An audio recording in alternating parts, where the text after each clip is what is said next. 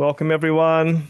It's very exciting tonight. We've got Tridandi Maharaj here for the first of 4 sessions on Light of the Bhagavat. And Tridandi Maharaj is a disciple of Srila Sridhar Maharaj.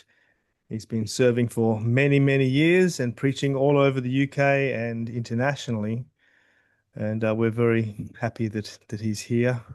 He always brings a unique element of Guru Maharaj's presentations and of course Gurudev's presentations. He's been a faithful servitor of them both for decades now, and we're very, very happy to have him here.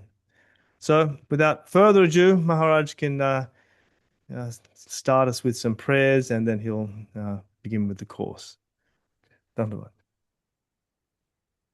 Maharaj, to all devotees, Om Jnana Timirandasya Gyananjana Shalakoya Chakrur Unmilitam Jena Tasmai Sri Gurave Namaha.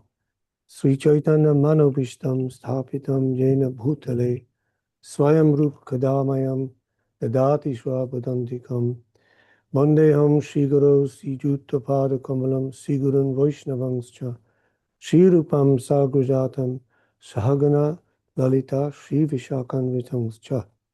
Hey Krishna, Karuna Sindhu, Dina Bandhu Jagatpate, Gopesh Gopika Kanta, Radha Kanta Namostute, Tapta Kanchana Gaurangi Radhe Vrindavaneshwari, Vrishabhanu Suta Devi, Pranamami Hari Priye, Vanchakalpati Vrascha, Kripashindu Vevacha, Potidanam Pavanebhyo Vaishnavebhyo Namo Namaha, Sri Krishna Chaitanya Prabhu Nityananda, Sri Advaita Gadadhar, Sri Vasudhi Gaura Bhakta Vrinda, Hare Krishna, Krishna Krishna, Hare Hare, Hare Rama, Rama Rama, Hare Hare. So, on the request of the devotees of this mart, to say something, I've made this course, we've called it Light on the Bhagavat. And there's 4 talks. This first one is basically introducing the Bhagavatam. What is the Srimad Bhagavatam? What are its origins? And what is its importance and its glories? The second talk then, which will be on Thursday, will be the next 3 talks then are different aspects of the Bhagavat teaching. So the one next one, which is on Thursday, is on the principle of oneness and difference. This is very important. Basically, God and his energies, how they're one and different. Then the third talk, next Tuesday, that's a week today, we've entitled that on the principle of the proper or healthy relationship between action, service, action in the world, service, and prayer, stroke meditation, stroke contemplation. So this will be very interesting. And the last talk on next Thursday will be, it's called The Cycle of Birth and Death. What is life? What is death? What happens after death, before the next incarnation, and so on.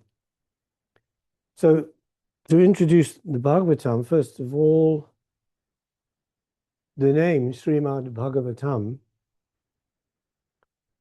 Srimad is respectful title, of course. Sri means beauty, as you know, Lakshmi. And Bhagavatam coming from Bhagavat. And Bhagavat is coming from Bhagavan. Bhaga means, of course, can be translated differently, sometimes opulence, or beauty, and auspiciousness. Van means the possessor. So the Supreme Lord is Bhagavan, the possessor of all opulences, which are described by Srila Rupa Goswami as basically 6. That is wealth, all wealth, Aishvarya, strength, Bala, fame, Yasha, wealth, strength, fame, beauty, knowledge, and renunciation. Vairagya. So, who possesses all these in their fullest, complete degree is Bhagavan.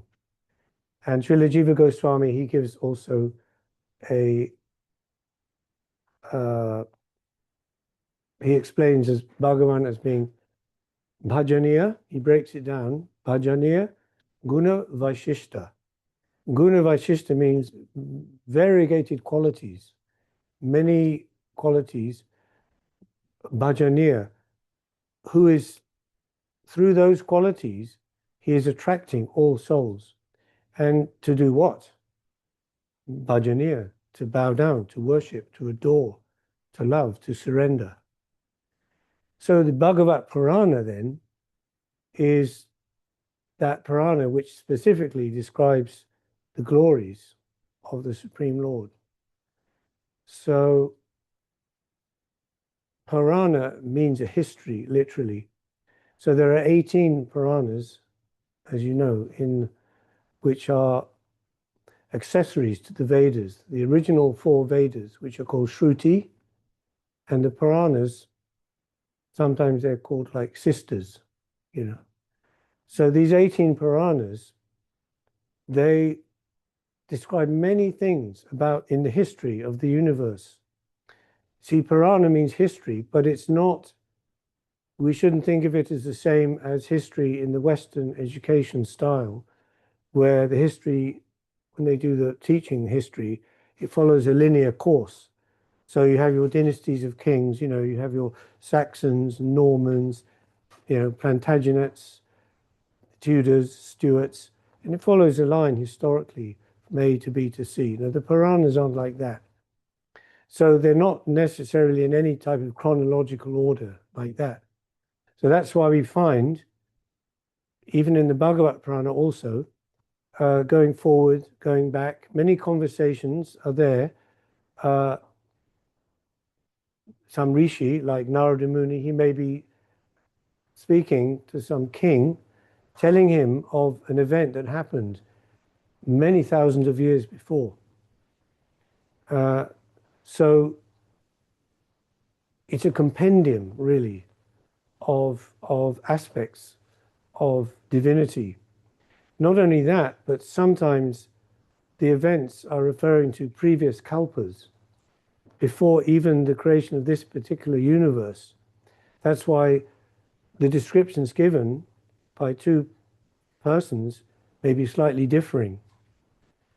And it's because that is in the different kalpas, the descents and pastimes of the Lord can be slightly different, showing a slightly different way. So this way we have to have a very open mind and heart when approaching the Puranas.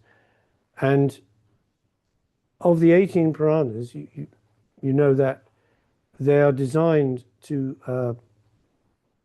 help and encourage all kinds of people. So 18 means 3 times 6. 6 Puranas are for those who are more conducted by the tamasic mode of nature. 6 for those more conducted by the rajasic mode of nature. And 6, what we call sattvic Puranas. So, for example, the Padma Purana, the Vishnu Purana, and the Bhagavat Purana. But even among those 6 sattvic Puranas, the Bhagavat Purana stands out also. It also has its own unique position. Though it is counted as one of the 6 sattvic Puranas, but because it directly describes the descents and pastimes of the Lord, Sri Krishna, it has its own particular identity, unique identity, which we'll be explaining how that came about. Is called Bhagavat Puranam, Srimad Bhagavatam Puranam Amalam, the spotless Purana. Because why? Well, then for that, we have to look at the conception, how it came about, this Bhagavat Purana. So we know that the Srimad Bhagavatam itself tells that Veda Vyasa, who compiled all the Vedic literatures, including the Puranas, including the Itihasas, that's Ramayana, Mahabharata, Upanishads, he somehow after that great work, he was feeling somewhat unsatisfied, even depressed, and he couldn't understand why that should be. He was thinking, of course, such a great work for the benefit of humanity, I should be feeling great joy and ecstasy. But he was feeling somewhat unfulfilled. But he couldn't understand the cause of this. So his guru, Narada Muni, our disciplic line, as you know, our line of Krishna consciousness comes from Brahma to Narad to Vyas. This is the lineage. So Narad came to the ashram of Vyasadeva. We have a picture of that. Oh, here it is.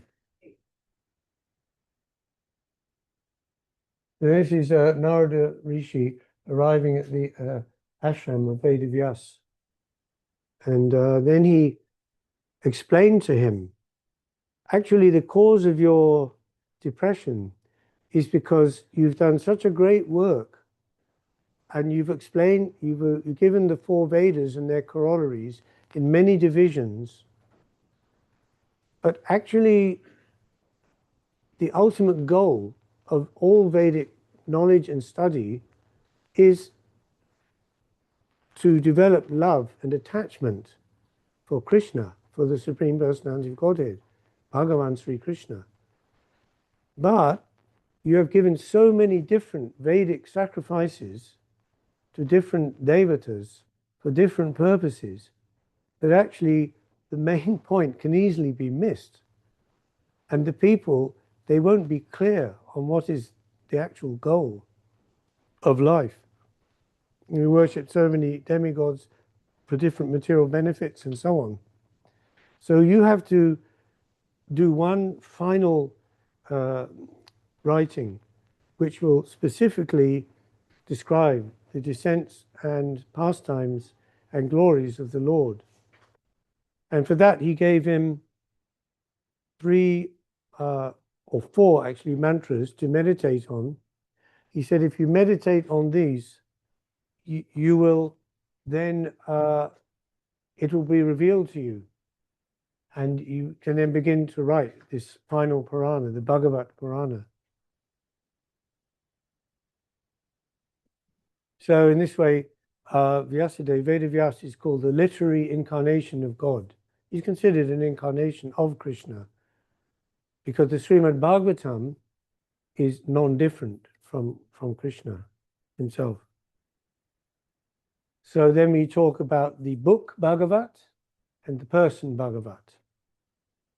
So 2 aspects, or divinity in 2 different forms, the book and the person. So that mantra that is often said at the beginning before reciting Srimad Bhagavatam, before reciting the sacred Srimad Bhagavatam, Narayanam, Namaskrityam, Naram Chaiva, Narottamam, Devim, Sarasvatim Vyasam, Utodayam Udirayat. I first offer my respectful obeisances to Lord Narayan, Supreme Personality of Godhead, then to Narayana Rishi, the supermost human being, unto Devi Sarasvati, the goddess of learning, and unto Srila Vyasadeva, the author. Nasta Prayushu Abhadreshu Nityang Bhagavat Sevaya Bhagavati Uttam Shloke Bhaktir Bhagavati Naistiki. So by regularly reciting the Srimad Bhagavatam or association with the Bhagavat person, Bhagavat, everything auspicious in the heart is gradually destroyed. Actually, the verse says almost completely destroyed. And when they asked Srila Sridhar Maharaj, why almost completely? Surely it's completely destroyed. He said, yes, but it means that in time, it will take some time. And time may be longer or shorter. in any individual case. So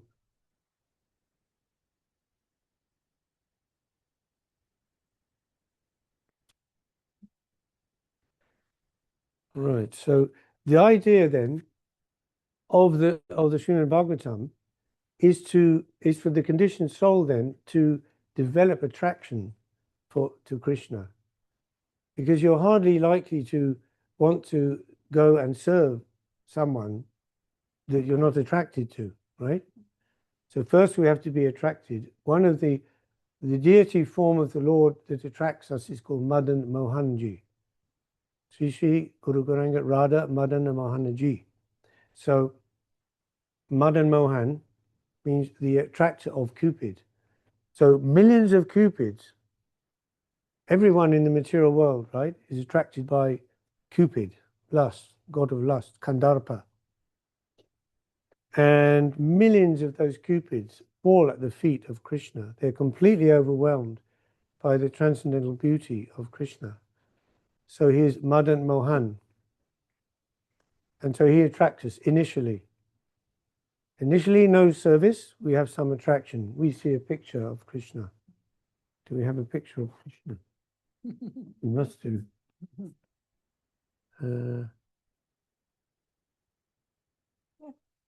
Oh, there, yes, it's Krishna. This actually, this is showing the subtitle is "The People of the Kali Yuga Will Get Light from This Purana, Bhagavat Purana." And there's Vedavyas, he's holding like, you've seen like Moses holding 10 Commandments, you know, but he's like saying, follow these 10 Commandments or you'll be, you know, but Vyasa's showing this, giving light to the people. There's Krishna.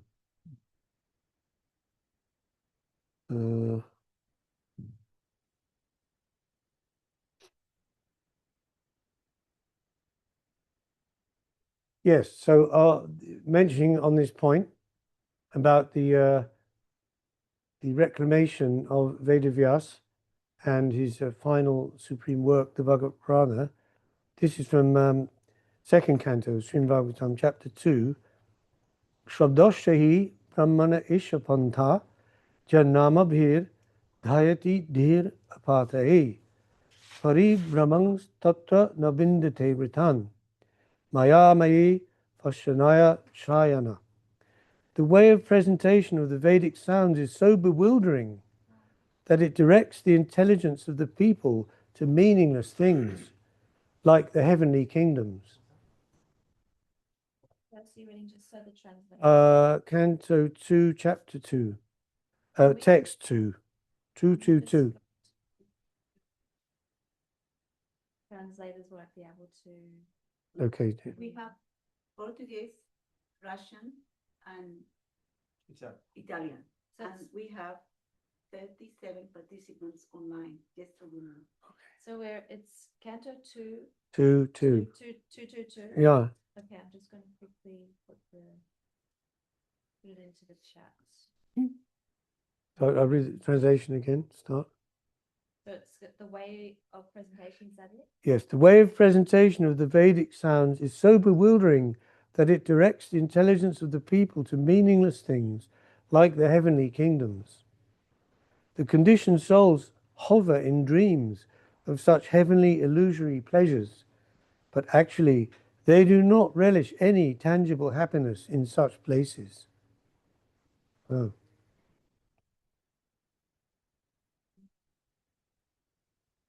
And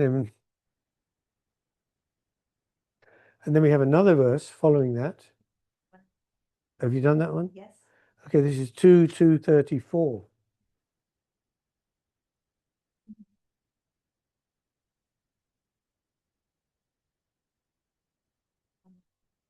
Says the great personality. Yes.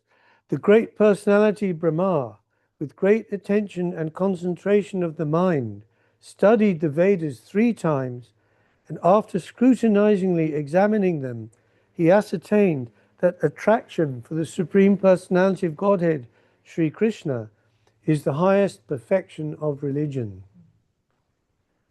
So all your religious activities, unless they, through that, you develop actual attraction for Sri Krishna and desire to serve him, they haven't served their purpose.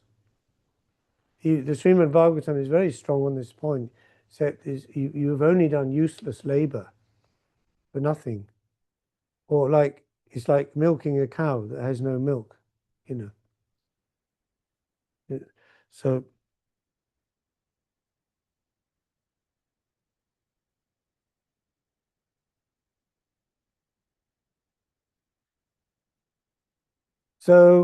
Narada Rishi, he gave these seed verses then to Vedavyas. He meditated, and he then wrote the Srimad Bhagavatam. Now we know there were 4 sittings of the Srimad Bhagavatam. This is going back to what I was saying about the chronology. Okay, so Narada Vyasa, then the son of Vedavyas, Shukadeva Goswami, in the womb, he heard that vibration. And so when he came out of the womb into the world, he was already fully self-realized. But he was realized in Brahman, understanding the Godhead as Brahman, supreme light consciousness. But through his recitation of the Srimad Bhagavatam, of this knowledge, to Parikshit Maharaj, yes, he took the final step of perfection. So that was Narada Vyas, then Shukadev to Parikshit Maharaj, second. This happened, the backstory of this, of course, was that Parikshit Maharaj was emperor of the world at that time. So one time he was hunting in the forest, as the royal order do. They hunt animals. It's not just for sport or killing, it's for honing their prowess, military prowess. So after that, he was very tired and thirsty, and he came upon this ashram, and one sage was inside the ashram meditating, absorbed like in samadhi. And the king, came to his door, obviously expecting to be received, respectfully received, being the king and so on. But the sage was deep in samadhi, like lost to the world, you'll say. So there was no response. So then Parikshit Maharaj, as a king, the royal order, generally they're conducted by passion, Rajaguna, to a large extent. And also being very tired and thirsty, he was frustrated, he became angry. And he picked up the dead snake with his bow, with either a snake or the skin of a snake, something. And he placed that on the neck of the rishi who was meditating. Well, that's like a super insult, Instead of a garland, right? Puts the snake. Still, the sage, he didn't come out of his samadhi, but the son of the sage was there, young boy, and he ran out and he cursed Parikshit Maharaj. For this offense, within 7 days you will die by the bite of a snake bird. You call it snake bird, we would say dragon. And this was a famous snake bird from mythology called Takshak. So that's why Parikshit Maharaj, at that point, realizing he had 7 days to live and being very intelligent and a devotee, he very quickly tied up all his affairs and he left the kingdom to his sons. He left the palace and all his wealth and everything. And he went to the bank of the Ganges in very simple cloth to fast until death. What else to do?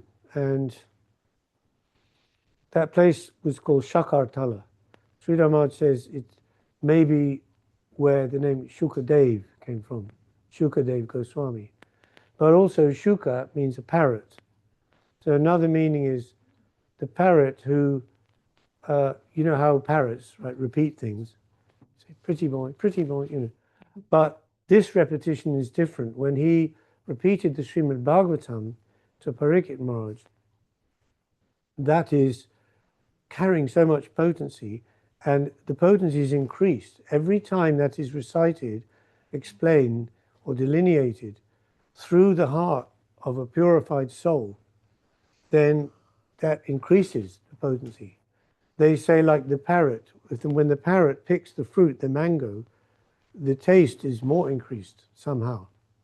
So it's like that with the spiritual things and Srimad Bhagavatam. So that's another meaning, Shukadev Goswami. So then what happened when Parikshit Maharaj was sitting there, and all the sages from all around the universe, different planetary systems, they spontaneously felt and realized something great was going to happen. Didn't know exactly what, but they spontaneously all flocked and came to that place and were there. And it's described in the Srimad Bhagavatam. Vyasa himself was there, his father, Parashara Muni, Narad, of course, Asita, Devala, Bhrigu Muni, I mean, so many great sages. And these sages were in their different compartments, different sections, because they all were related to different aspects of spiritual life, not just bhakti yoga, like what we're talking about. Some are jnanis, some are tapasvis, some were great charity givers, and so on. So they were all there, and nobody really knew who was going to tell anything to Parikshit Maharaj, to give him instruction in the vital time of his life, last 7 days.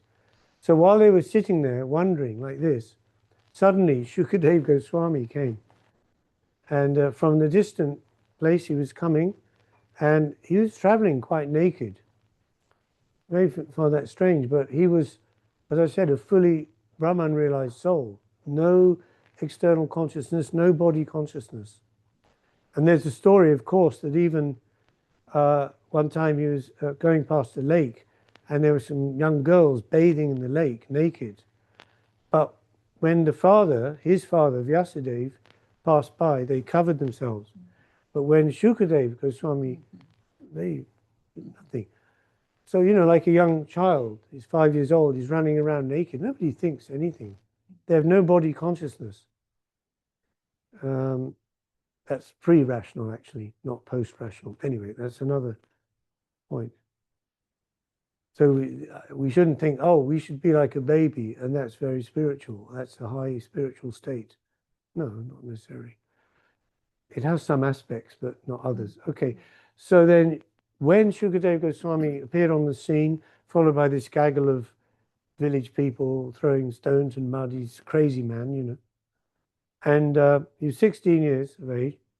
And when he came there, he didn't go and do Dandavat Pranam to all these great sages who were much his senior. He just walked straight to the front and sat in the main seat and directly said, "Oh, King, what is your question?" Like this. And then we have in the Srimad Bhagavatam that the discussion began. And of course, Parikshit Maharaj said, "What am I to do in these last 7 days of my life? What is what should I do?" And then Shukadev Goswami answered, "Yes, your question is glorious because it is the question of everyone. It's not just your question. The question of every soul. What are we to do in our life? What is the purpose of our life?" And then the great recitation began. So then we'll talk more about that. In that meeting of those sages who were there was one sage called Sutta Goswami. So Sutta Goswami, Sutta means coming from Shruti, to hear. So there are certain souls, very developed souls, when they only need to hear something once and they remember that forever. So he had such acute hearing like that. Also, Sridhar Maharaj, he said when the time of Srila Bhaktisiddhanta Saraswati Thakur, when he would give lectures, this is before tape recorders, right? Things like that. So they had to write it down. But he never wrote anything down. But he could remember everything, almost like word for word. And after the lecture, many devotees would ask him, "Oh, please, can you retell what he was saying? So many things." So it's called Shrutidhara, the perfection of hearing. So this Sutta Goswami, later on, in a time later than that, they say just the beginning of Kali Yuga, when there were 60,000 sages gathered together in the forest of Naimisharanya, and they were going to do a sacrifice to try to offset the negative effects of Kali Yuga for the people to come. So at that time, one of the personalities in that group of sages was called Shonaka Rishi, and he knew that Sutta Goswami had been present at the time when Shukadeva Goswami was speaking to Parikshit Maharaj. So he began asking Sutta Goswami, "Oh great sage, what did you hear that time when Shukadeva Goswami was speaking to Parikshit Maharaj?" And so then he was telling. So this is the actual telling of Srimad Bhagavatam on the fourth occasion. But they sort of intermingle, they cross over, going backwards and forwards. But that doesn't matter. It's nothing to be confused about. We have to take the essence of the teaching, because people get some people, academics especially, get very caught up on the historicity of all this. When did it happen? Did it actually happen in that place? Can we find any archaeological evidence and all of this? No. The thing is not when or where did it happen, but what does it mean? What does it mean for us? And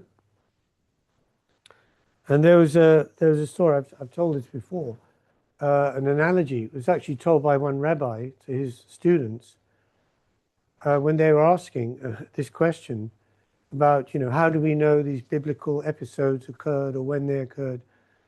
And he told this little story. He said, Truth was walking down the street of the village. Truth.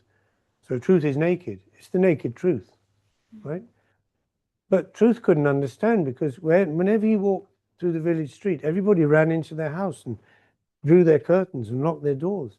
He said, "But I'm Truth. Why they should react like that?" He couldn't understand. So one day he was walking down the street and he bumped into Story. And Story, she was in a beautiful dress, rainbow colored, so many colors, so beautiful dress. And he told, "Oh, why is it that people always run away from me?" And Story said, "I understand. Come to my house tomorrow morning."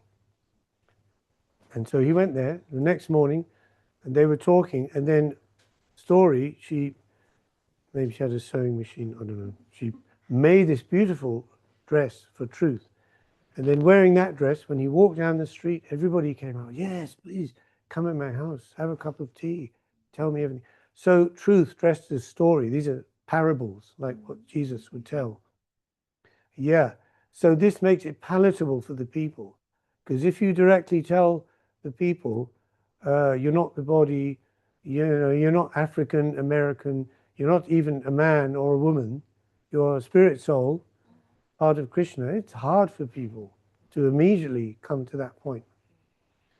So the thing is about Srimad Bhagavatam, it's said to be the postgraduate study of Bhagavad Gita. So we've been hearing Bhagavad Gita, Devashish Prabhu, and all the course on Bhagavad Gita. So that is called the ABC of spiritual life, in the sense that, it's giving the basic understanding of spiritual life, starting with the soul, nature of the soul. We'll be talking about that in one of the future talks, more specifically, nature of the soul, and then going to the different processes to approach divinity through action, karma, through knowledge, jnana, and through devotion, bhakti, 3 paths. And apart from these 3 paths, there's no other way to approach the Lord. Sometimes they're combined, sometimes separate, sometimes elements of each. But the Srimad Bhagavatam is very direct and very clear and very... The verse in the very beginning of the Srimad Bhagavatam, which says that this treatise is Nirmat Saranam Satam. It is for those who are not envious. Now, what does that mean? You might say, well, all of us may be a bit envious.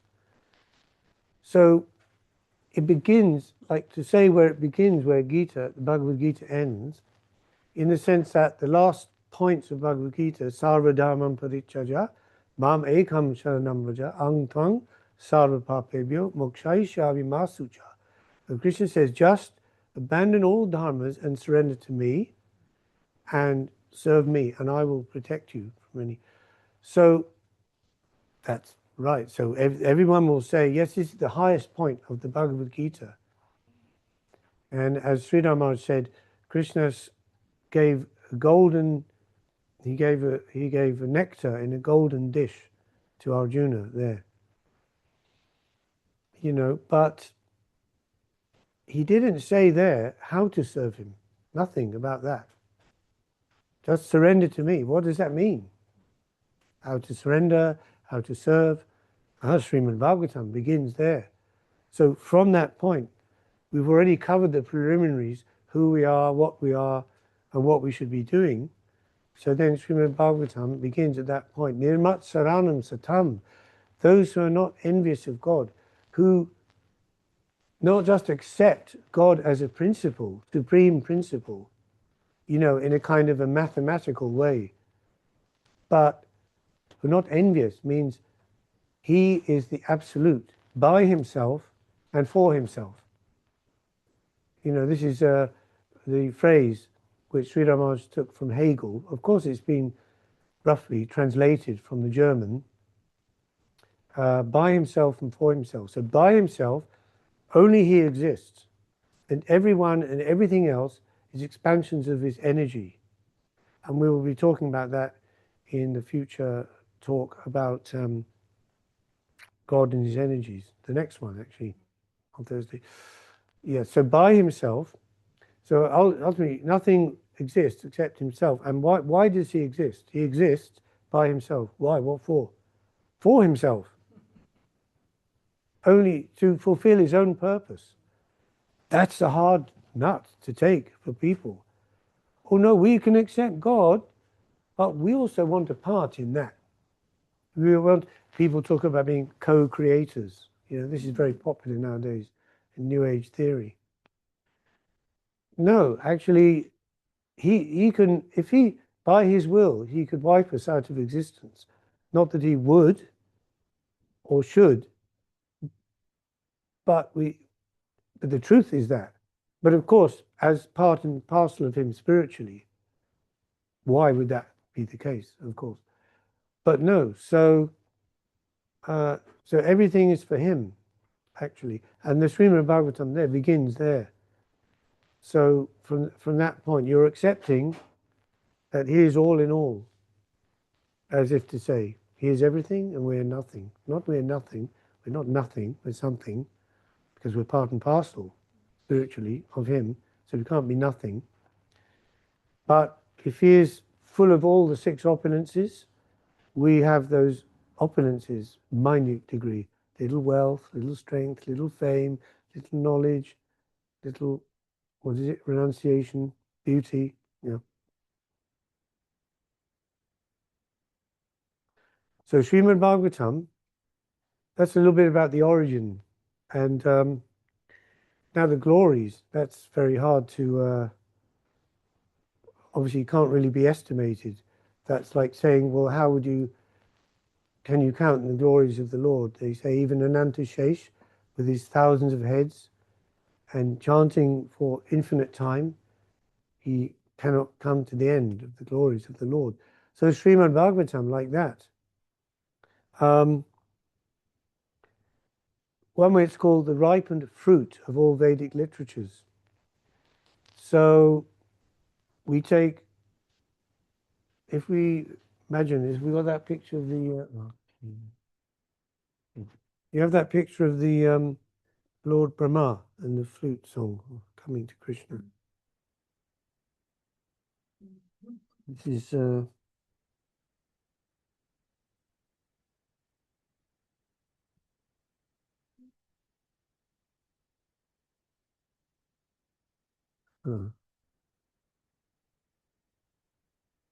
Oh, that was actually in another talk, but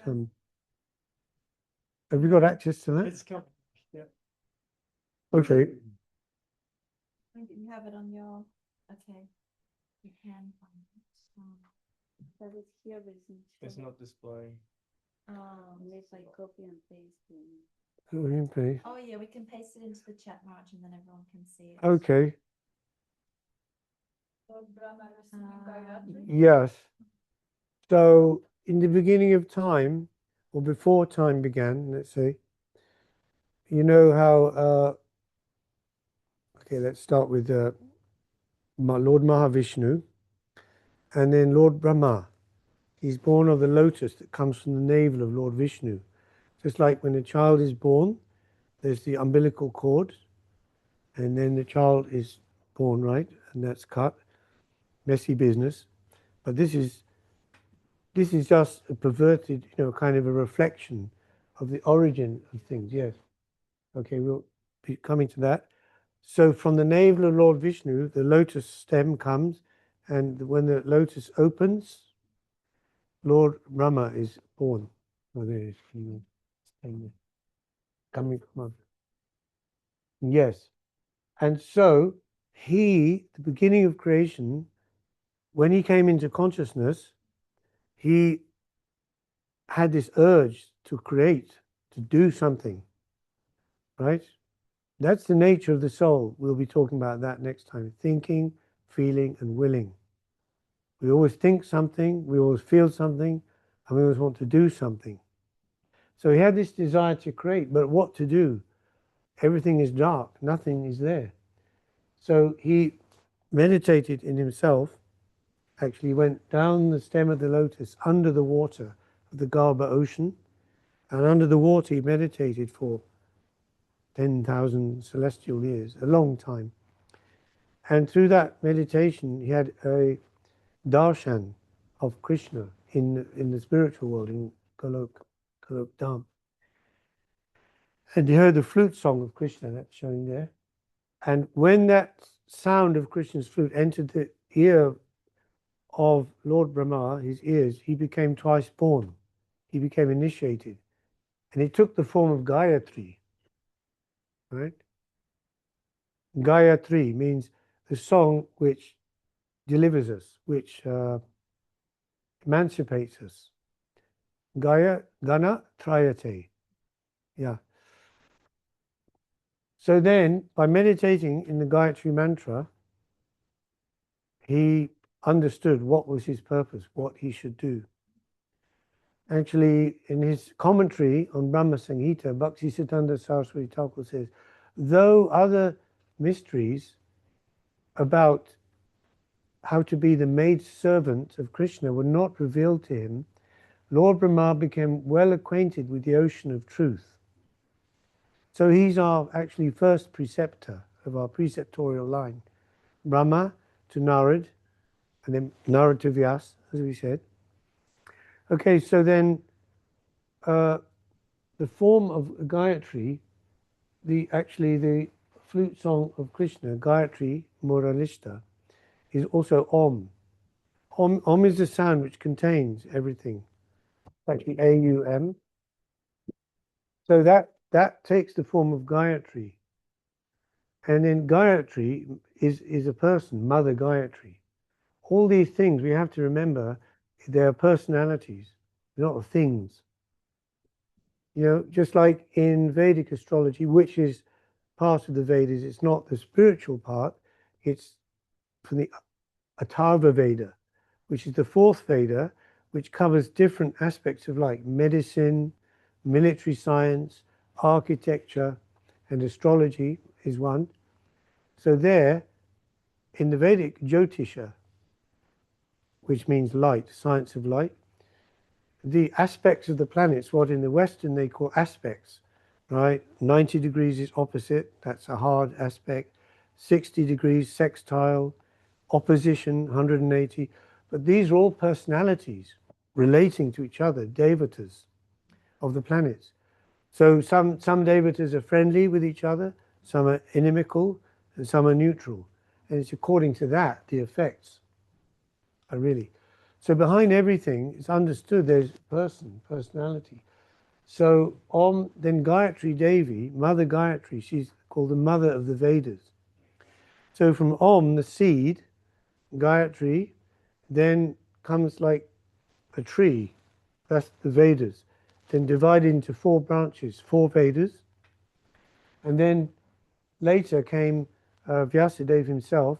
He compiled the Vedanta Sutras, which is to condense and simplify all the Vedic knowledge into a simple form. Sutra means a thread, like sutra, right? It's a thread running through something. So what is the actual consciousness thread running through the Vedas? That's Vedanta Sutra. And that would be considered to be like the flower of the tree. The flower, from the tree comes the flower. But the flower is looking beautiful, has some scent. But you don't eat the flower. Well, normally, some you can, banana flowers. But generally, you see the beauty and there's some scent. But from the flower comes the fruit. And the fruit is what you taste. That is Srimad Bhagavatam. So Srimad Bhagavatam is the natural commentary on Vedanta Sutra. So that's the cream of all the Vedic knowledge, or the essence of it.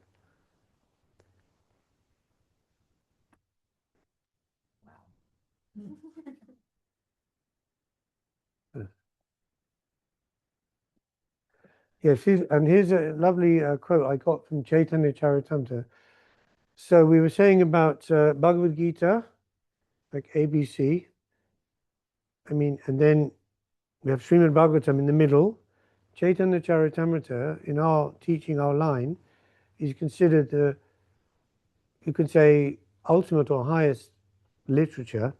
It's the pastimes of Lord Chaitanya Mahaprabhu, who's Radha and Krishna combined. And the Chaitanya Charitamrita contains all the philosophy of Krishna consciousness, plus combined with the pastimes of Lord Chaitanya himself. So that's very special. So Krishnadas Kaviraj Goswami, who wrote Sri Chaitanya Charitamrita, and that was in his older age, and he considered himself very unqualified for that. He said, "I am old and ill-advised, but they are my directors." Speaking of Sri Guru Garanga Radha Madana Mohanju and deities. So he said in Chaitanya Charitamrita, this is from Madhya Lila, verse 24, chapter 24, verse 318, Krishna Tulya Bhagavat Vibhu Sarvashrai Pratishloke Pratyakar Nana Artha Koi. Srimad Bhagavatam is as great as Krishna, the Supreme Lord and shelter of everything. In each and every verse of Srimad Bhagavatam, and in each and every syllable, there are various meanings. And Lord Chaitanya is considered the greatest preacher, or the ideal preacher of Srimad Bhagavatam.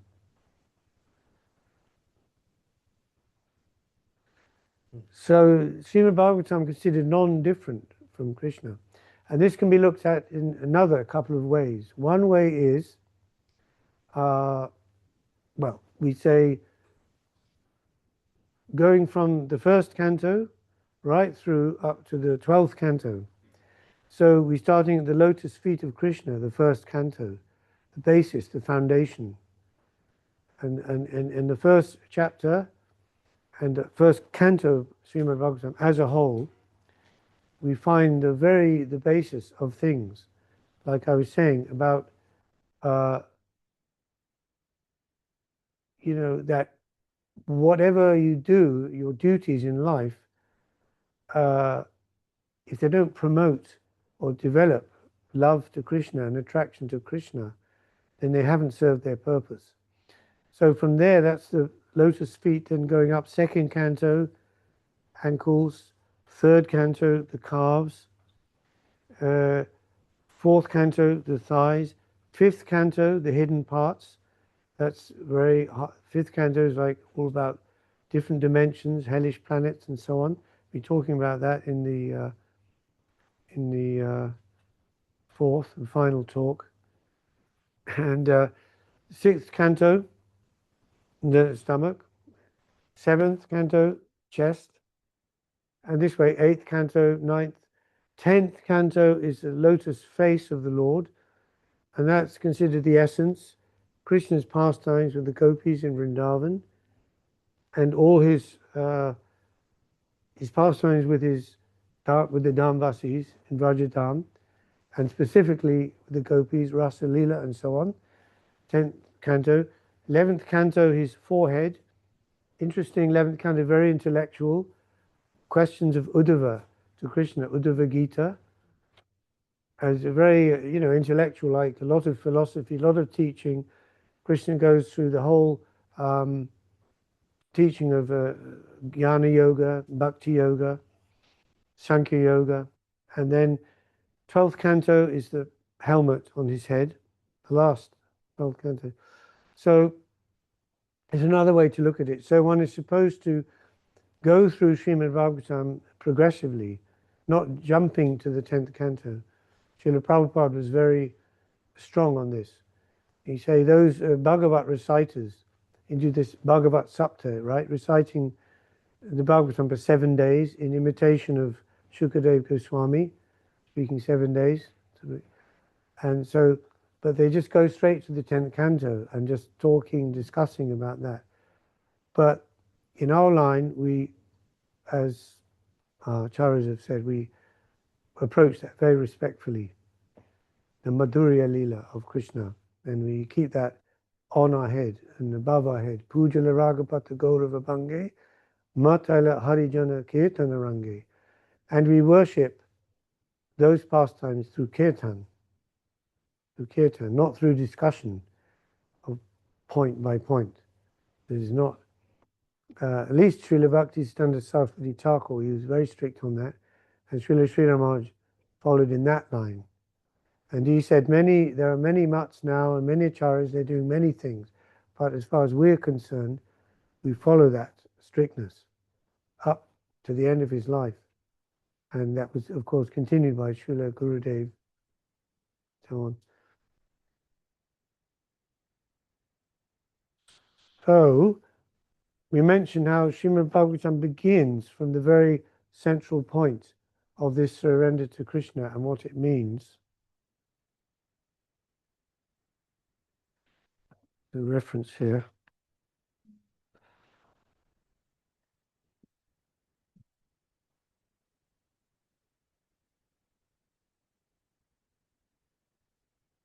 I think we've seen all these pictures, but have you got the one just, of Shukadev and Parikit, that one? Let's put that one. Because we can have that there all the time, yeah. So that's how it was.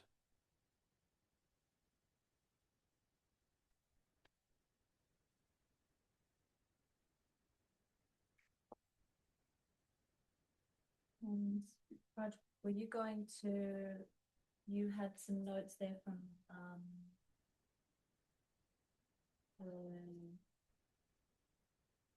page 51 to 55. Just Yeah. should tell the translators if were you going to read from there? Yes, I'll just do this one first. Talking about this thing, approaching the Lord without envy. Nirmatsaranam Satam. Let me see. Srimad Bhagavatam.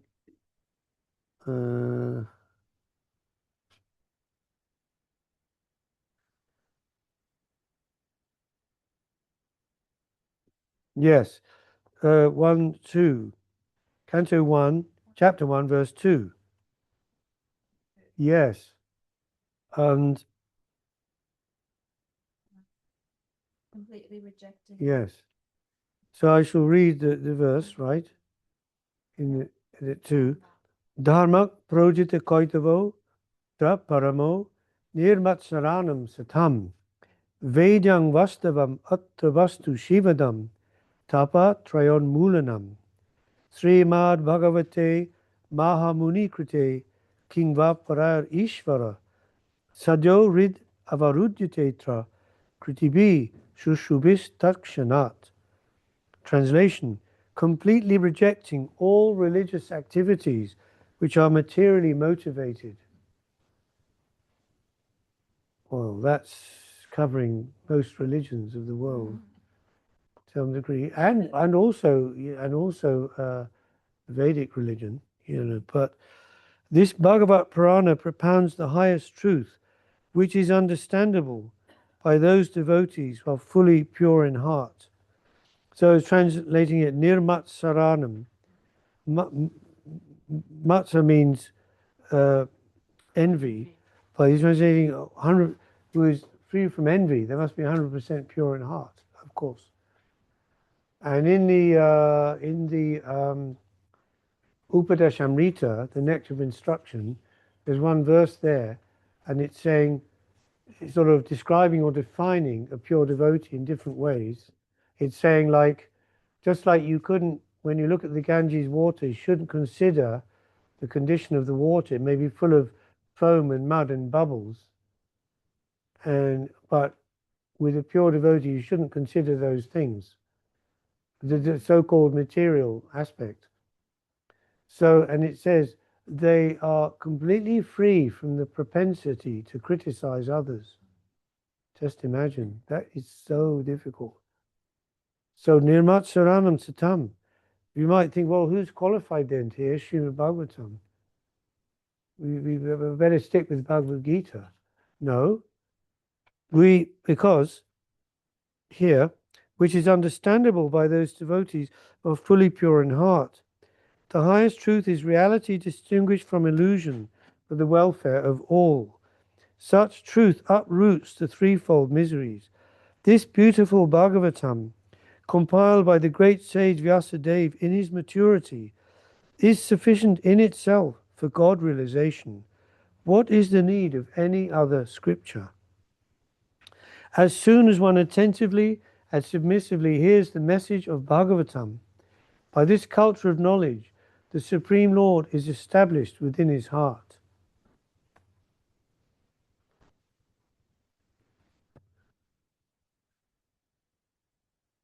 A reference here.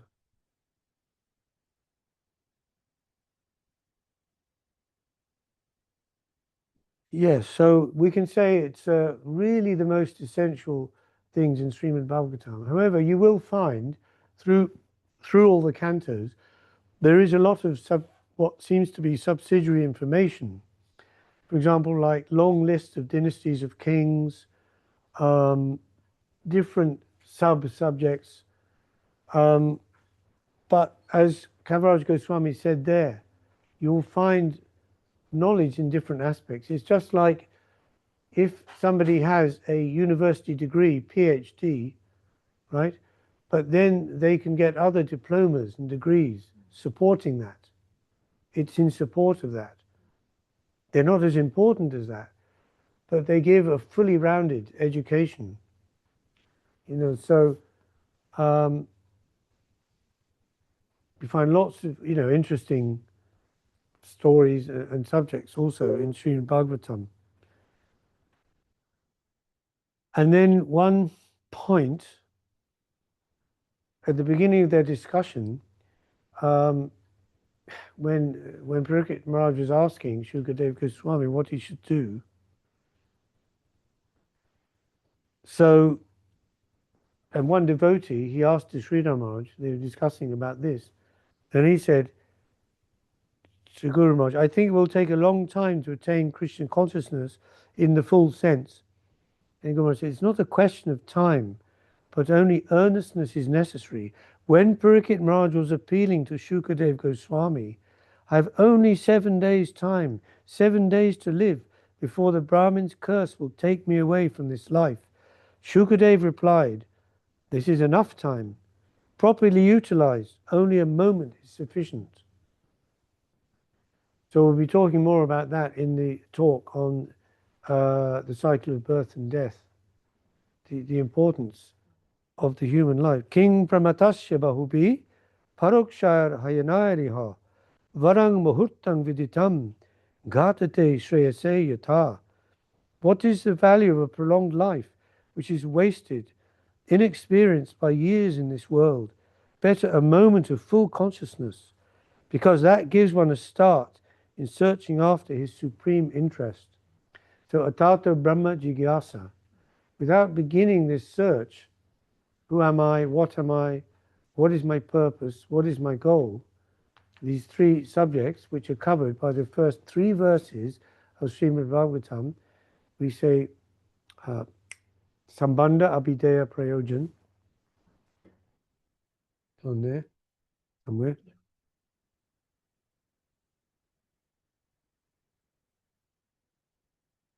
Yeah, one hasn't actually achieved the human form of life, or as Srila Prabhupada would say, you know, to perfect the animal propensities, what are they? Four things we all have to do: eating, sleeping, mating, defending. Because every living being in this material world can only exist through these ways. So to perfect eating, go to a nice restaurant, have lobster, you have to crack off the thing, suck out the meat. But they think that's a very sophisticated and so on. The perfection of eating, not that it is, but perfection of sleeping in a nice hotel room on a feather mattress in a four-poster bed, mating, no need to talk about that. And defending means, you know, defending our personal space. We all have a right to our personal space, not to be invaded, right? So, like animals, defend their lair and their space and so on.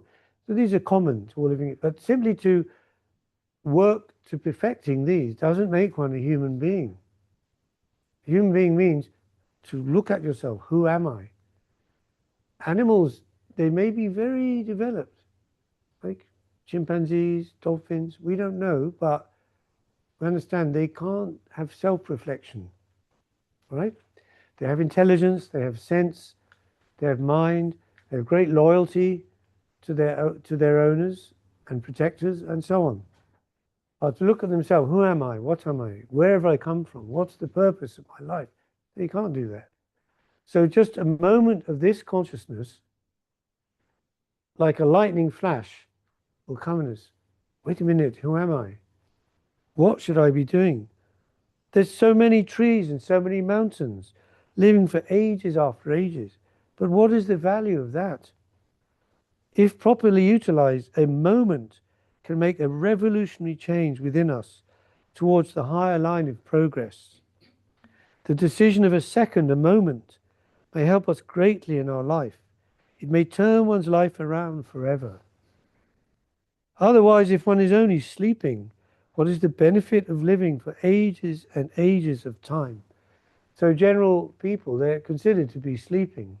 They seem to be awake, doing many things, you know, achieving many things. Just imagine, mountain climbing, surfing, but asleep. Literally. Yanisha Sarvabhutanam Tasyam Jagati Tishtati, from Bhagavad Gita, second chapter. You already covered that. What is day for the self-awakened is night for the materially absorbed. Think, oh, this is self-realization, what's that? That's some airy-fairy thing, you know, that we don't know anything about, or we can't know anything about, or there's so many opinions about it. But we're here, we're having it directly. Okay? And conversely, what is day for the materially absorbed is night for the self-awakened. They have no interest in those things. They know they're all reactionary. You know, what you enjoy today will cause reaction tomorrow. How many of your favorite mint choc ice creams can you have at once? 10. Yeah, 10. Okay, let's say 10. But when you get to 15, it's getting a bit, ooh, you know. And then if they eventually would like force feed you, no, you'd have to throw it out. So everything like that, material happiness, enjoyment is like that. It's actually not happiness, it's pleasure. We can call it pleasure. Pleasure of the senses. Happiness, shuk, that's another thing. Shuk, anandam, is pleasure on a completely different other level. Yeah. So, one moment, if it is utilized for searching after truth, Atma Shamiksha, self-analysis, who am I? This is the beginning of our eternal fortune. To inquire after our own self, who am I? Where am I at present? And what is my future prospect? Our eternal fortune begins from here. Maharaj, whereabouts are you reading from? Page 22 of this, In the Light of Loving Devotion.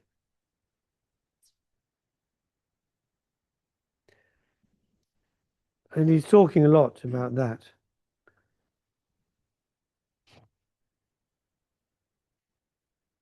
Yeah. What we'll do for next lesson is we might just scan this so that the translators can read. Okay. Probably some work to do in between the different talks. Yeah. Sort of catch up, yeah.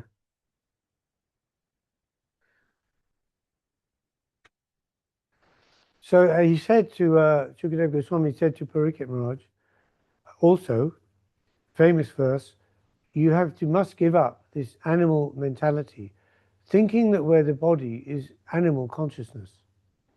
That's already there, we know from Bhagavad Gita. You're not the body, you're the soul. He said, Tangtu Rajan Marishyati Pashu Buddhim Imam Jahi Najata Prag Abhutodya Dehavat Tvang Nanangshasi. Pashu Buddhim, animal consciousness. O king, give up the animalistic mentality of thinking, I'm going to die. He's thinking, I'm going to die in 7 days. That's a fact. He's saying, give that. Unlike the body, you have not taken birth. There was not a time in the past when you did not exist, and you're not about to be destroyed. And in fact, at the end of the Srimad Bhagavatam, after everything was said, Parikshit Maharaj said to Shukadeva Goswami, Shukadeva Goswami said, so have you heard everything? Have you understood what I've been saying? You know, just like Krishna said to Arjuna, now I've explained everything. What do you think? Now you do as you wish to do. Choice is always remains with us in the end. No one is twisting the arm, no one is forcing. And of course Arjuna said, Shishasteham, now I'm your disciple and the soul surrendered unto you, and I will do as you request. So similarly, Parikshit Maharaj said to Shukadeva Goswami, when he said, what do you think? He said, go on reciting, just please go on and on, telling the glories of the Lord. You know, and this is, he completely had given up any idea, any fear of his death. And he said, let that, whatever magical creation that Brahmin boy created, come and bite me immediately. But please just go on reciting the Krishna Katha, Hari Katha. So, yeah, the taste, yes. So they say Shukadeva Goswami attained full self-realization by reciting Srimad Bhagavatam.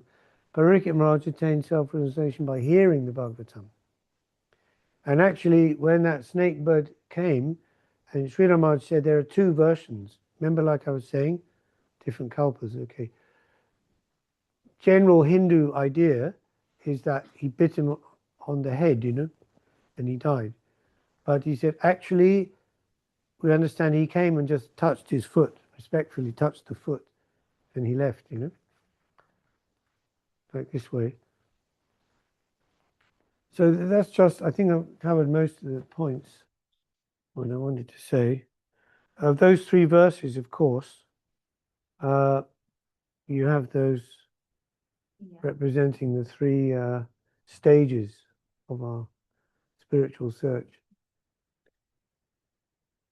That's one, yeah. Two, which we've done, yeah.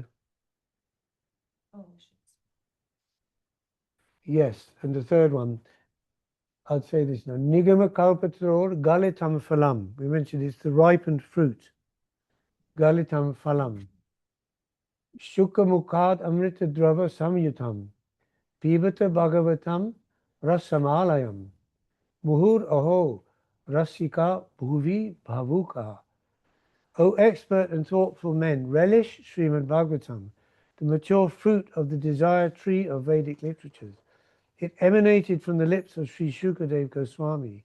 Therefore, this fruit has become even more tasteful, although its nectarine juice was already relishable for all, including liberated souls. So that's the proof of the nature of the transcendental existence, incarnations, pastimes, activities, associates of the Lord. Proof is that they're relishable even for liberated souls, right? Normally, a liberated soul, like Shukadev Goswami, they're fixed in Brahman realization, completely equal to everything. There's no up, there's no down, there's no left, there's no right, there's no high, there's no low, everything one. But when he heard the Srimad Bhagavatam, he was pulled out of his position, samadhi, attracted by those transcendental pastimes. Therefore, they must be transcendental. If they were mundane, they couldn't have any attraction for liberated souls. They completely transcended all mundane attractions. So this verse then is relating to the prayojan, the third and final goal of life, of serving Krishna through attraction to him. And as we know, Krishna specifically, we'll be covering this in another talk also, is the summum bonum. The Krishna is the ultimate Swayam Bhagavan. And the relation of Krishna to Narayan and the different Narayan expansions. That is a whole subject, but generally speaking, they say, or Rupa Goswami says that the ordinary jiva soul, like ourselves, have 50 qualities of Krishna, but minute degree. These qualities that we mentioned: wealth, strength, fame, beauty, knowledge. And but in very small, tiny degree. Certain elevated beings, certain demigods, have 55 of his 60 qualities, and it's more expanded degree. And then Narayan, 60, but 4 qualities Krishna has that are supreme. And why we worship Krishna, these 4 are, as you know, his transcendental pastimes, as his unequaled pastimes. If you read the Srimad Bhagavatam, are there. His transcendental flute, song of his flute, his wonderful associates like the gopis, and his unequaled beauty, exquisite beauty, unequaled in all the 3 worlds. So in Bhagavan and Narayan and his expansion as Paramatma, we will be describing that later. Different function and different purpose. Yes. I think we're on to questions now, more or less. It's 10 to 8. So. Yeah, I just didn't want to interrupt because you're perfect timing. We just have 10 minutes to go, but you're aware of the time anyway. Yeah. We do have a question if that's okay. I'll try. So the question is, why do we often feel, and maybe to the translators, can you hear this? Yeah, okay. Why do we often feel drawn toward God or spirituality when we are facing a sword hanging over our heads? For instance, even Maharaj Parikshit renounced everything and fully surrendered to the Lord when he learned of his impending death. More importantly, please elaborate on how we can train our mind, which is naturally absorbed in worldly concerns, to constantly remember the Lord and cultivate genuine surrender in both difficult times and times of comfort. First part is why would we, or why does anyone approach the Lord in times of difficulty? Of course, yes. There's a saying: you never find an atheist in a foxhole.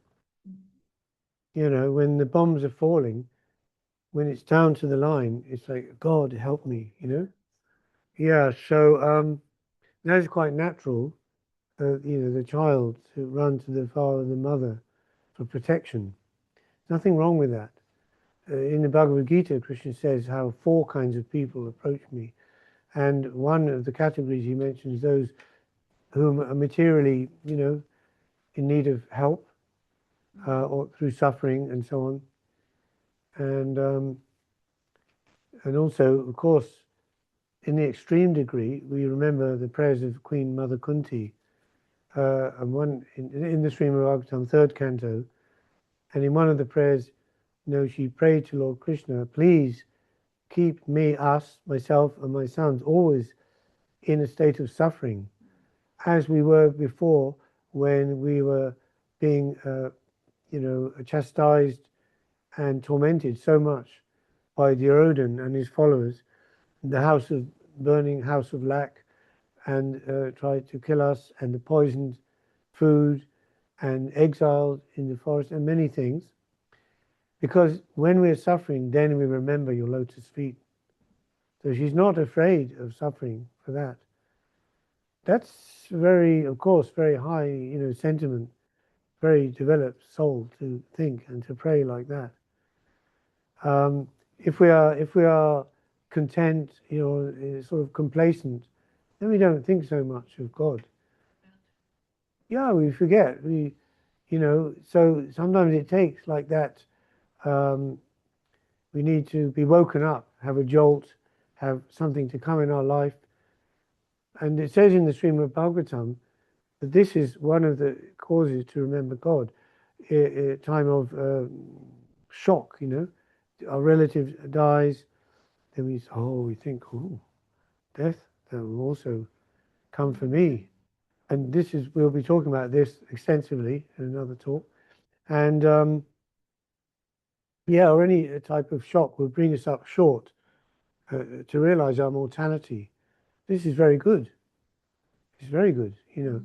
And at the same time, too much suffering, you know, like if someone is suffering too much, then they could only be thinking of, you know, where to get food, where to get shelter. Then that's also not. So we say that the worldly existence and the earthly planet is ideal for spiritual life, is equal happiness and suffering. There's enough suffering to make us realize that this material enjoyment isn't the solution and we have to go to God.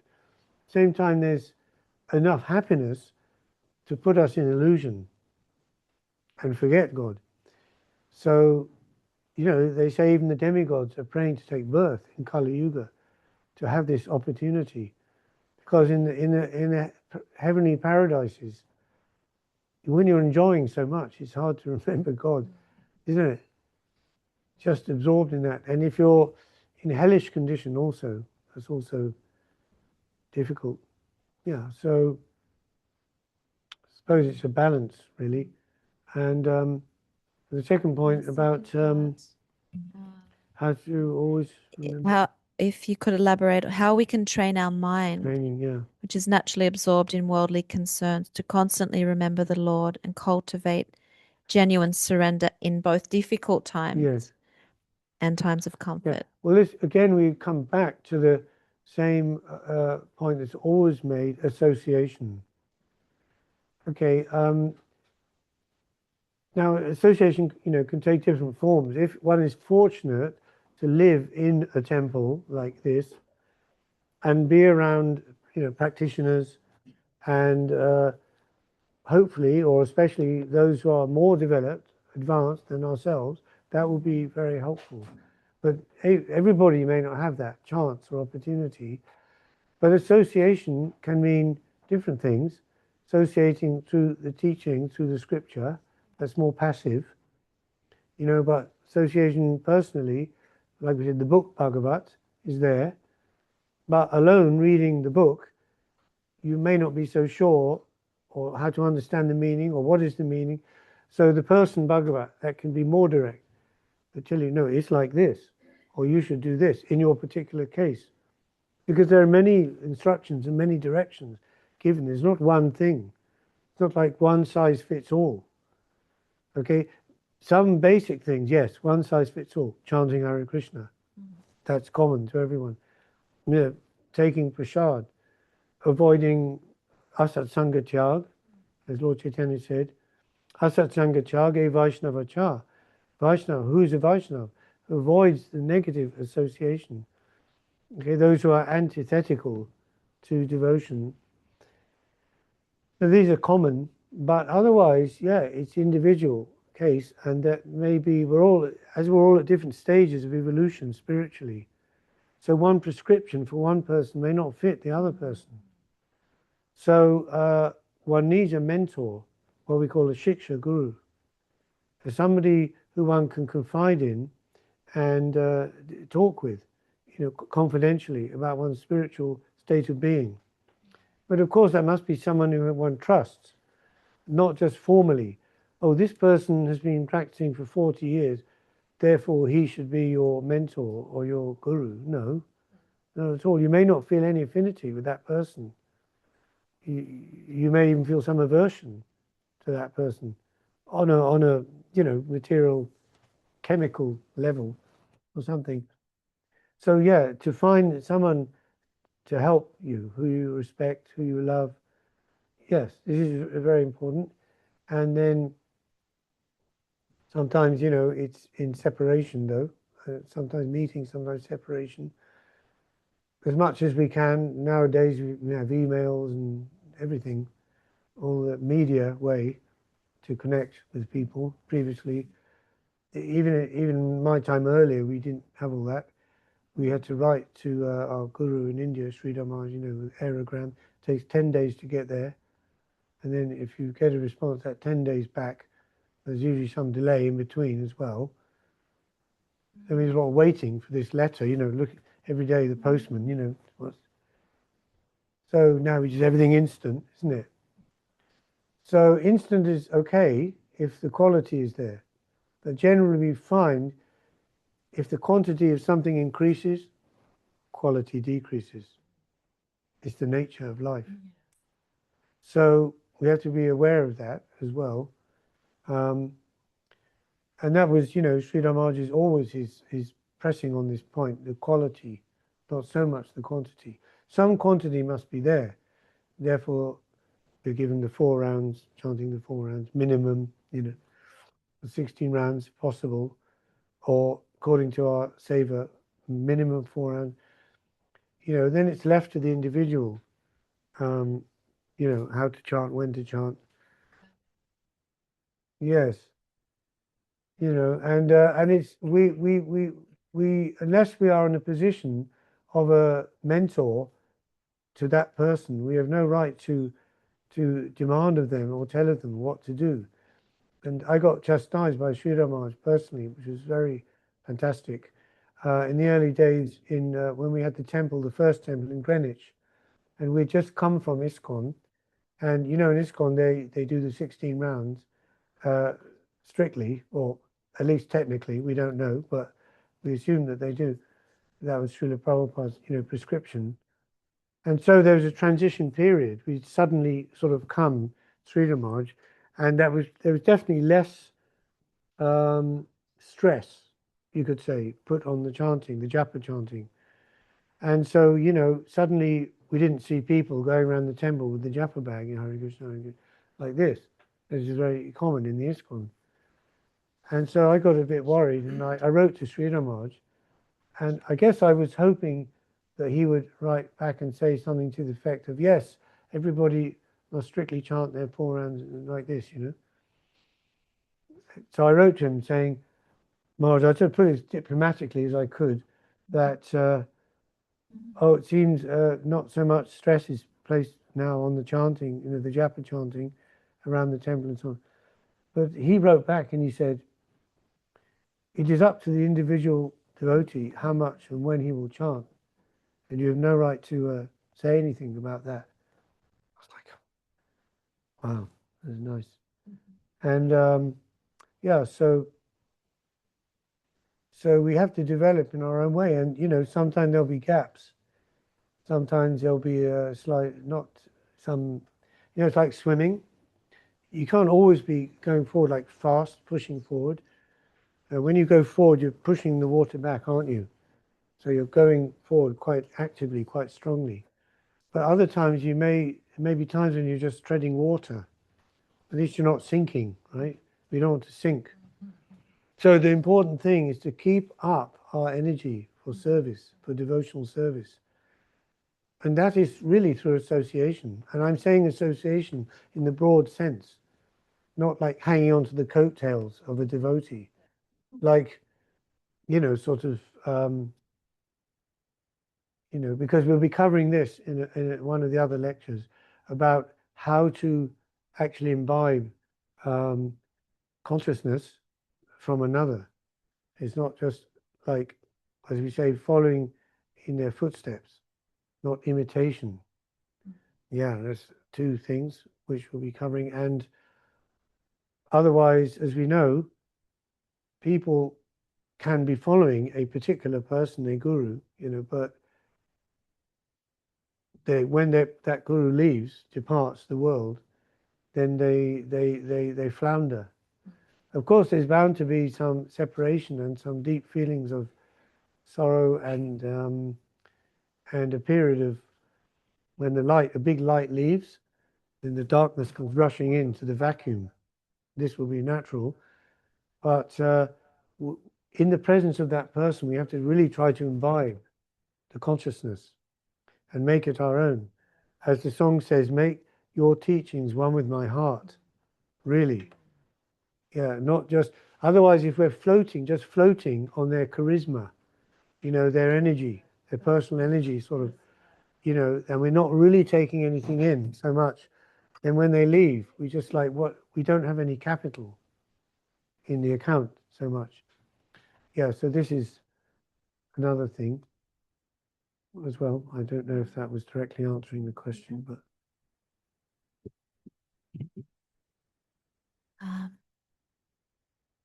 So we're out of time, but that Maharaj, we just really wanted to thank you. That was an exceptionally wonderful introduction to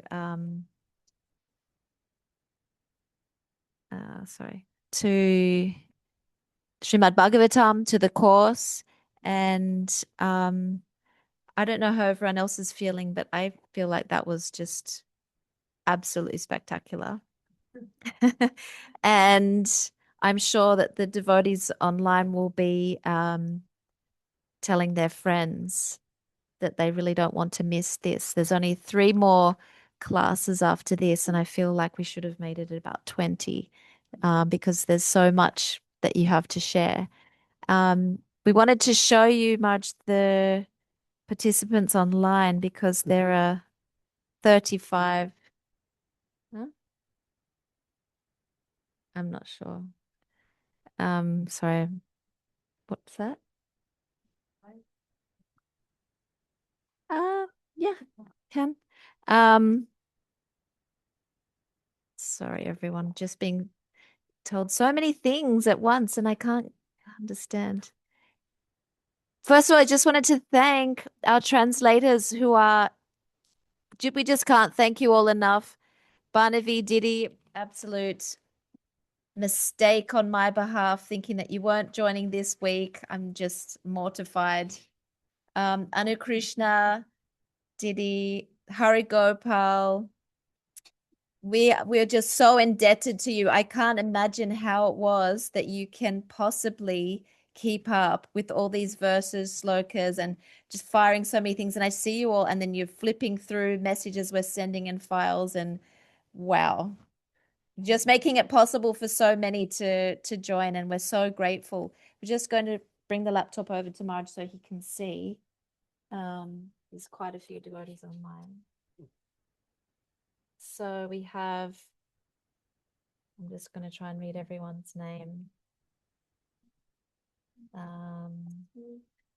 Gitanjali Didi, Sachi Devidasi, Sevarupa, who's helping us behind the scenes, Suvasini Didi from Ireland, Mitravinda, Mukunda Das, Malati Priya, Krishna Mohini, from Spain, Radhavaraman Prabhu from Brazil, Nazar, Kirtida, Rasamoy Didi, Achuta Priya, Rajini from London, Tungarasa Didi, Narmada. Would you like to put your cameras on so we can see?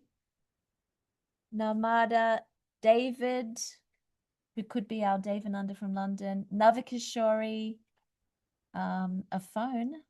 Not sure who Remy Note is. Oh, there's Narmada. Tungarasa, I've mentioned. Navikishori, and we're just going to the next page here.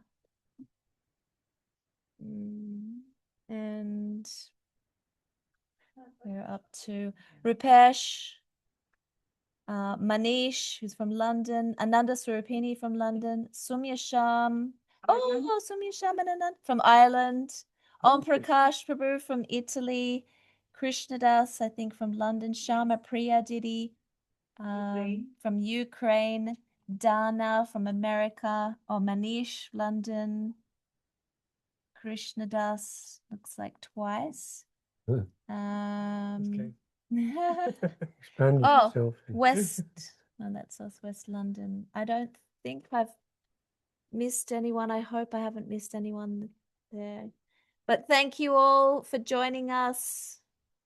We hope you're happy. And if you have any questions, please do Save them up, and next time we can approach that. And please join us next time as well. Again, we'd love to see you. Thank you. Jai Vishnupad Shri Bhakti Sundar Govindadev Goswami Maharaj ki Jai. Jai Vishnupad Shri Bhakti Rakak Sriladev Goswami Maharaj ki Jai. Rupanuga Guru Varga ki Jai. Namacharya Shri Haridas Thakur ki Jai. Gaudiya Vaishnava Vrinda Ki ki Jai. Shri Chaitanya Saraswat Mat ki Jai. Sripad Bhakti Swarup Tridandi Maharaj ki Jai, all the assembled devotees ki Jai, all the worldwide devotees ki Jai, Jai. Shri Harinam Sankirtan ki Jai. Jai Gaur Premanande Hari Bo. Hari Krishna.